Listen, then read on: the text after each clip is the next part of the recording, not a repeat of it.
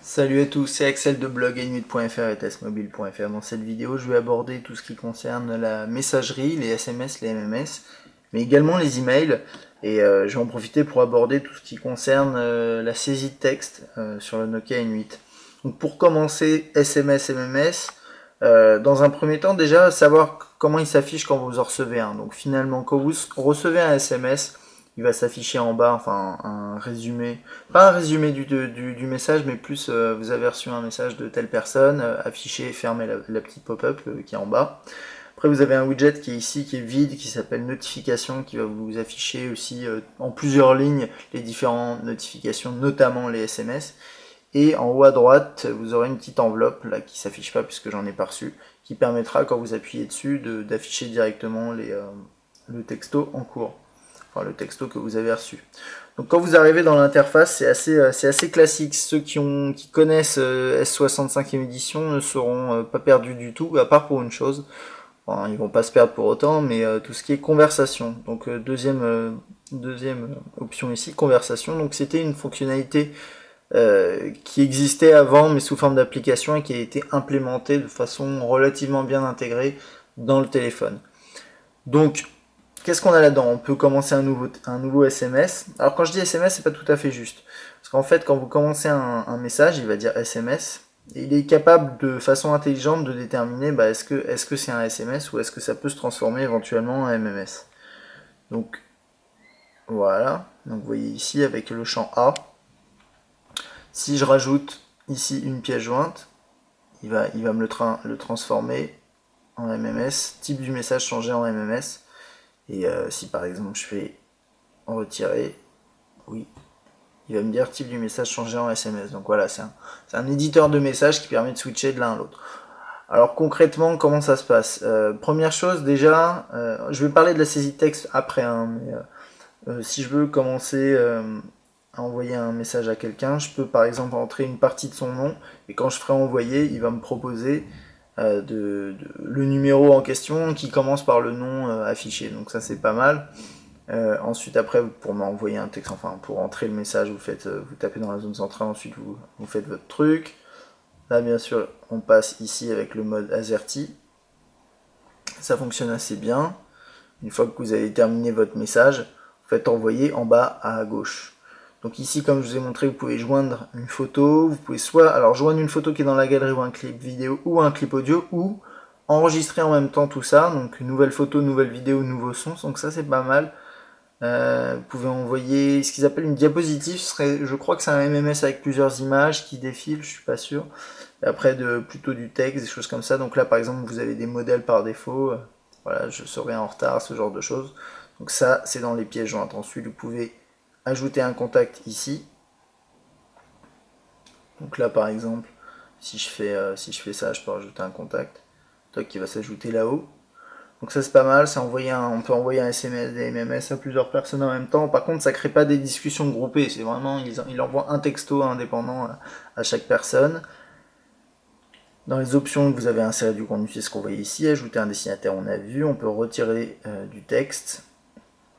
On peut changer les champs d'en-tête. Donc là, par exemple, si je coche les deux là, on va pouvoir mettre un sujet. Et si je mets un sujet, ça va se transformer en MMS. Voilà, vous voyez ici, ça a changé. Donc c'est ce genre de choses, c'est pas inintéressant. On a les options d'envoi. On peut dire est-ce que ce sera un MMS ou est-ce que c'est automatique.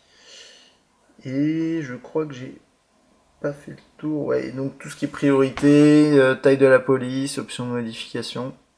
Donc on peut faire des copier-coller dans les MMS, dans les SMS MMS. D'ailleurs je vais vous montrer. Hop, on fait ça. Donc, pardon. Et là on peut faire option, copier.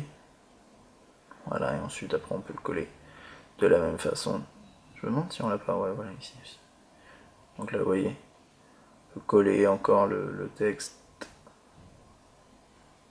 Voilà. Donc bon. Donc ça fonctionne assez bien. Maintenant, on va parler des choses qui fâchent. Et donc pour moi, c'est la saisie de texte qui a un problème finalement sur le N8. Alors je peux paraître un peu sévère, mais en gros, là vous avez un mode T9. Donc moi je l'appelle T9, mais c'est pas exactement T9. C'est-à-dire que vous avez un pavé alphanumérique, là comme ça, donc que vous connaissez très bien, et qui fonctionne très bien. Vous pouvez taper donc soit en ce que j'appelle T9 saisie prédictive, donc c'est pas ce que j'appelle T9, c'est comme ça que ça s'appelle. Donc salut, hop, ça marche bien. Ou bien si vous appuyez ici, vous voyez en haut à droite, hop, j'ai les petites vagues qui disparaissent, et après là on rentre en mode vraiment lettre par lettre, et ça prend des années. Il y en a qui sont habitués. Moi c'est pas vraiment mon truc, je préfère le T9. Ensuite ici en bas à gauche, vous avez l'accès à pas mal de petits symboles, et notamment ici les smileys, qu'on verra un peu après, enfin non, qu'on verra pas après, qu'on verra maintenant, mais en gros vous pouvez rentrer des smileys dans les discussions, et ça je vais vous montrer un petit peu après ici quand même, dans les conversations. Voilà, ici vous pouvez mettre des points, si vous restez, voilà, ça fait des points comme ça. Ici vous avez les différentes options, donc copier-coller du texte, ce qu'on a vu, insérer un symbole, une émoticône, activer, désactiver la saisie prédictive, ou bien insérer un mot directement comme ça, changer la langue d'écriture, passer au mot numérique, donc avec les chiffres. Donc voilà. Donc ça, à la limite, ça va. Moi, ce qui me pose problème, en fait, c'est le clavier AZERTY. C'est un peu dommage. En fait, je trouve que ce clavier est à la fois pas fluide et enfin, on a envie sur un clavier comme ça de taper vraiment vite. C'est-à-dire que finalement, clavier virtuel, on est habitué, enfin je sais pas, mais quand on connaît ce qu'on trouve sur iPhone ou même sous Android, quand on se retrouve sur un clavier virtuel comme celui-là, on est assez déboussolé. Et bah, je sais pas, je vais vous montrer. Je vais essayer de taper relativement vite comme on taperait voilà. Donc salut, je suis.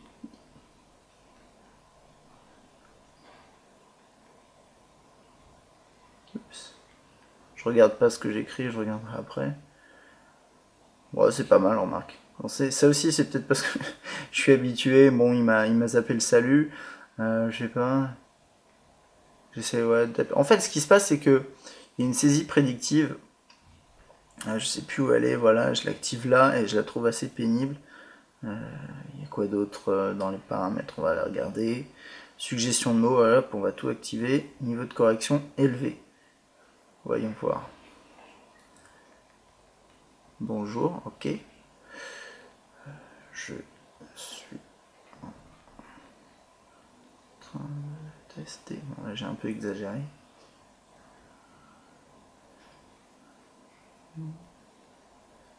Bon, ouais, alors, j'ai pas trop vu ce qu'il m'a fait là, en fait. Il m'a fait une petite bulle. Voilà, du Nokia. Kia N. Bon, là, ça va finalement. Enfin, je change pas mon avis sur le clavier, hein. C'est juste que là, en fait, c'est avec l'habitude. On arrive à taper relativement vite, mais je trouve, enfin, pour connaître les autres, j'aime pas faire des comparaisons, mais il faut en faire, quoi.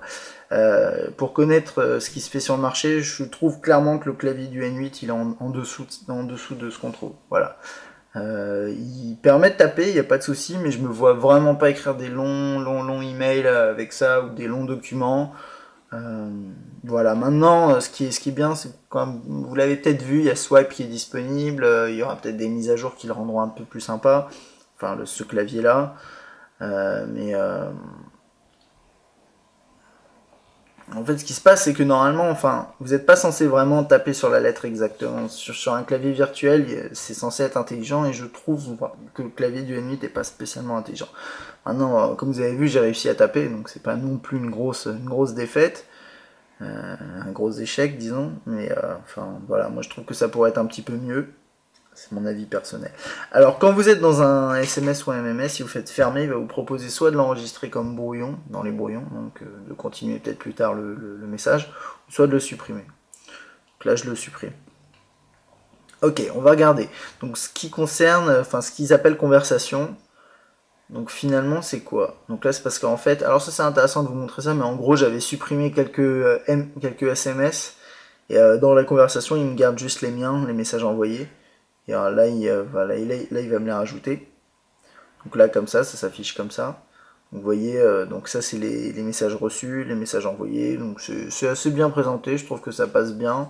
Ça marche aussi en mode paysage. Voilà, bon, pas énormément de place. Ok.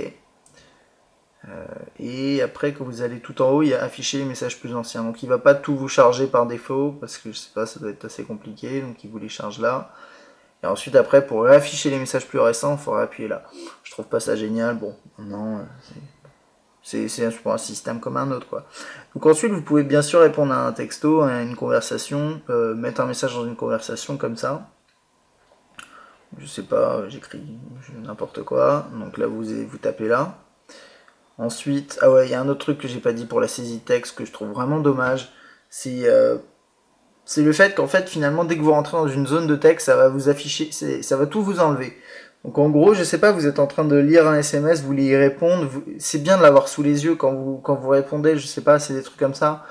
C'est assez pénible et c'est la même chose en fait en mode AZERTY bien sûr, puisque toute la zone là est blanche, donc pour vous permettre d'écrire tranquillement ce que vous avez écrit, mais enfin, moi j'aurais préféré que par exemple quand on appuie ici, il nous fasse monter tout d'un cran avec voilà le dernier message qu'on voit en haut, je sais pas, un truc comme ça aurait été quand même pas mal.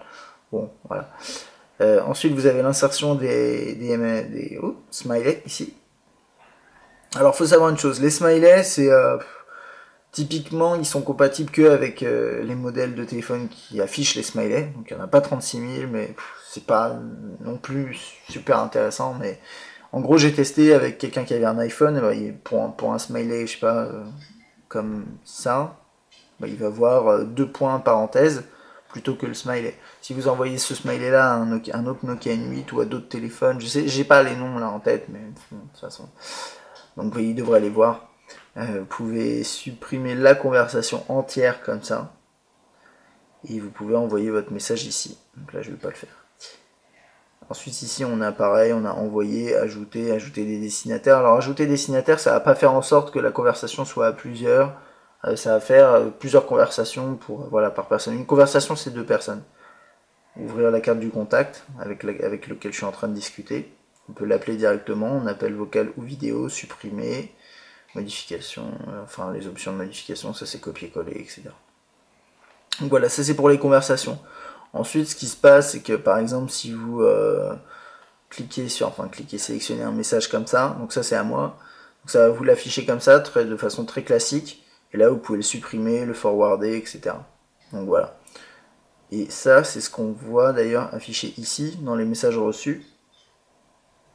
Donc là, par exemple, voilà, j'ai reçu un message et il s'affiche comme ça. Donc ça, c'est un message de service.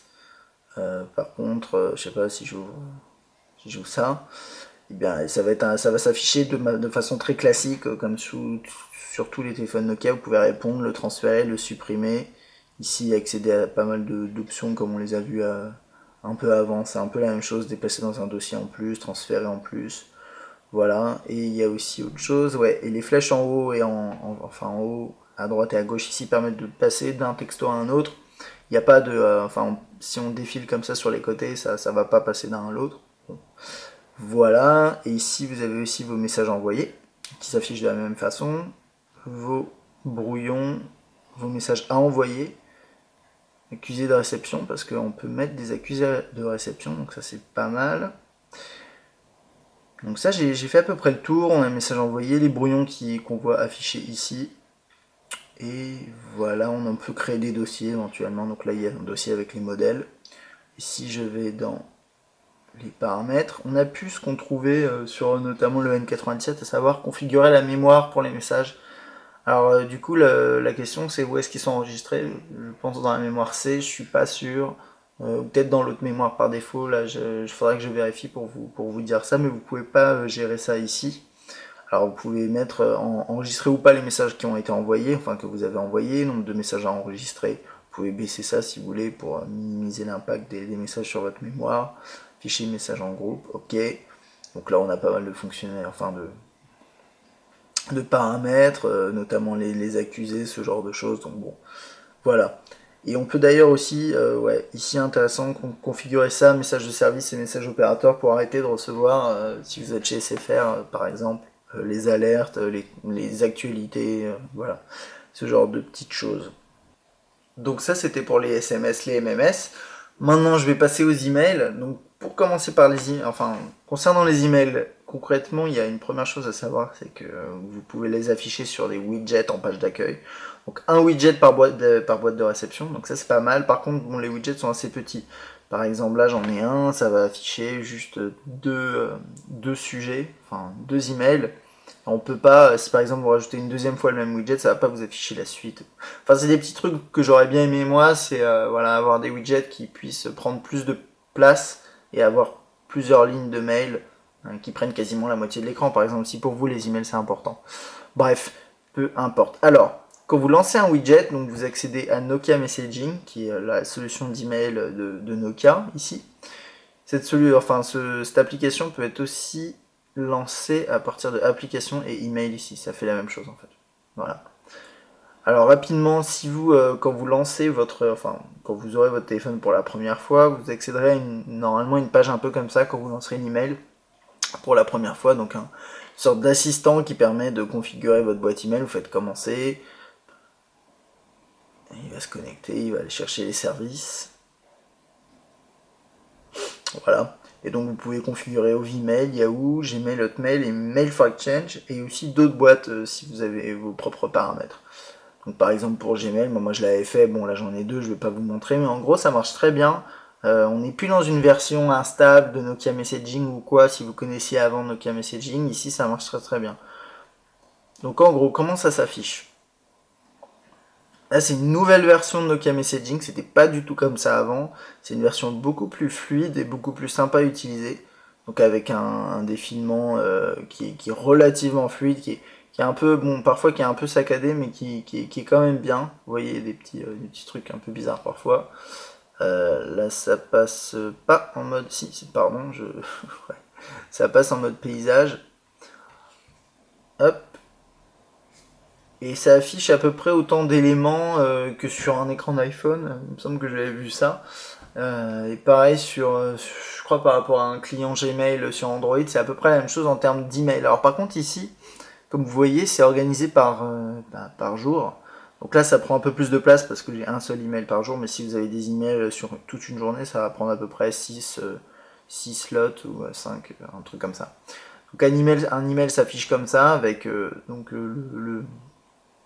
l'émetteur de l'email, le sujet, la date à côté avec le jour ici. En haut à droite, vous avez un petit menu. Donc vous avez vu maintenant, Nokia a mis dans cette solution quelques petits effets comme ça qui sont pas trop gênants, j'allais dire. Enfin, c'est sympa, mais moi j'aurais préféré que par exemple la bulle s'affiche de manière instantanée. Mais bon, c'est quand même c'est sympa quand même. Mais c'est pas désactivable si je dis pas de bêtises. Donc là, on peut trier en fonction de la date, le expéditeur, sujet, priorité, etc. Donc ça marche bien ici dans les messages reçus. Enfin, donc ce qui s'appelle message reçu au milieu, hop, on peut accéder rapidement à l'autre boîte email qu'on a, donc si on en a plusieurs, à la boîte de réception, aux brouillons, aux éléments envoyés et aux différents dossiers. Alors les dossiers, c'est pas vos dossiers Gmail. Hein. Si par exemple vous êtes, moi je vais aller dans mon autre boîte pour aller voir. Toc. Donc vous voyez, moi sur cette boîte là, je sais que j'ai pas mal de dossiers, de labels, etc. Et ça me les affiche pas là. Donc bon, ça c'est pas dramatique, hein, mais c'est bon à savoir. Je reviens à l'autre. Donc si vous lancez un email, donc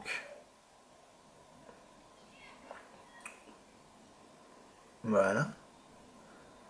Donc on accède à quelque chose comme ça. Alors là, c'est un email en format HTML. Il faut savoir que Nokia Messaging supporte le HTML, donc avec le pinch to zoom ici, vous voyez, ça marche assez bien.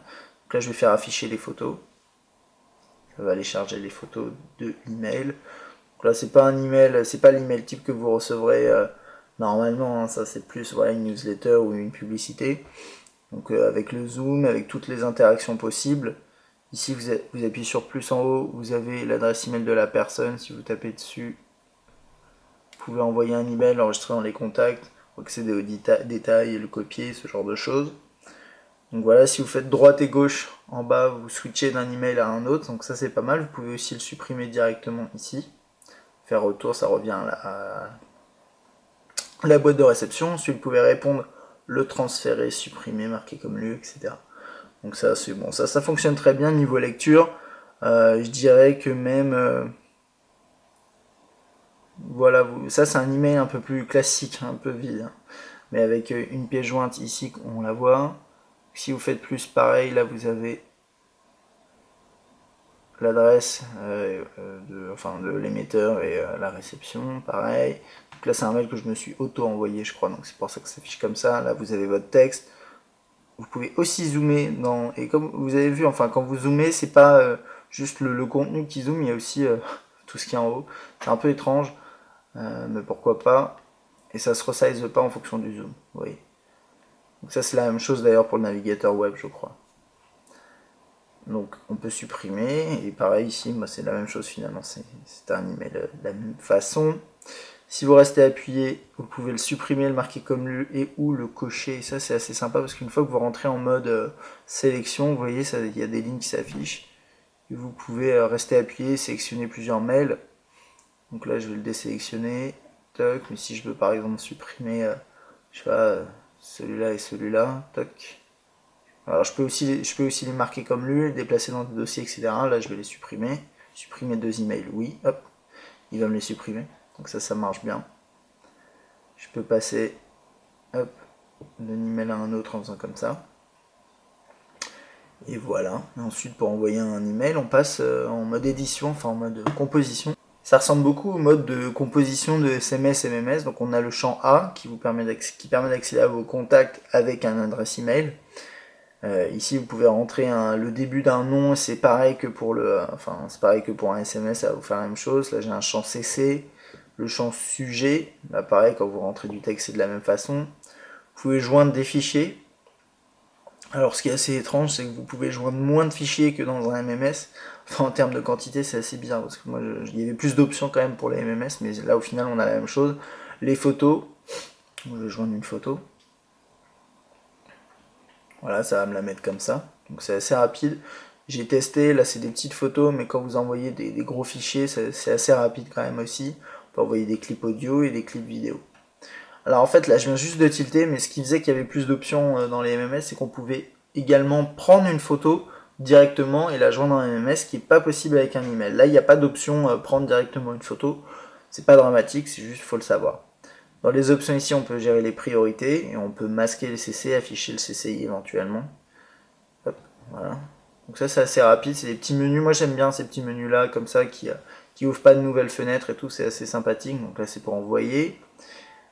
Donc là on peut aussi ajouter une pièce jointe, l'enlever, gérer la priorité, voilà. Donc toutes ces choses là on en a, enfin à part l'enregistrement pour les brouillons, c'est des choses, on peut y accéder directement par ici sans avoir à passer par les options. Et une fois qu'on l'envoie, ça arrive relativement vite. Alors je vais essayer de m'envoyer un message pour vous montrer. Donc là j'ai rentré une adresse email, enfin mon adresse email, on va me proposer mon nom, enfin, c'est pas exactement moi. Voilà, je vais cocher OK, ça marche, et je vais rentrer un sujet, par exemple, rapidement. Test, je vais rentrer du texte ici, voilà, pourquoi pas, et je vais l'envoyer. Envoi de l'email. Ensuite on revient à la page principale, ici. Il y a une synchronisation qui se fait assez régulièrement, ça c'est quelque chose que vous pouvez configurer quand vous allez ici dans fréquence de synchronisation. Donc là j'ai mis tous les jours.